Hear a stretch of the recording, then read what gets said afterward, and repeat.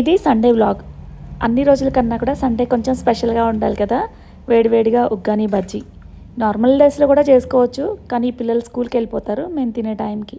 అందుకని అందరూ ఉన్నప్పుడే ఇలా చేస్తూ ఉంటాను. సండే కాబట్టి లేట్గానే బ్రేక్ఫాస్ట్ చేస్తాం.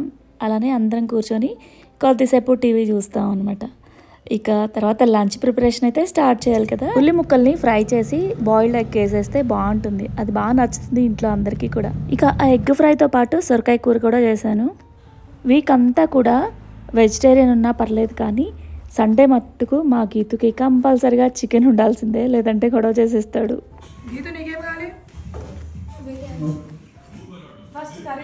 వాడు అడుగుతున్నాడు కదా నాన్ వెజ్ అనేసి బిర్యానీ ఒక్కటి వాళ్ళిద్దరి వరకు ఆర్డర్ పెట్టేశారు.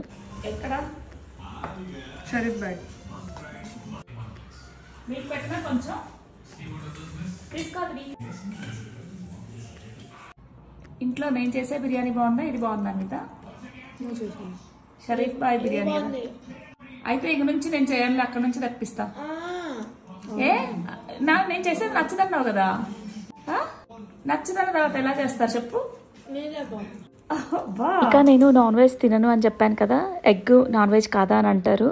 చికెన్, మటన్, ఫిష్ ఇవైతే నాన్ వెజ్. ఎగ్ ప్రోటీన్ అందాలి కదా మన బాడీకి, అందుకే ఎగ్ అయితే తీసుకుంటాను.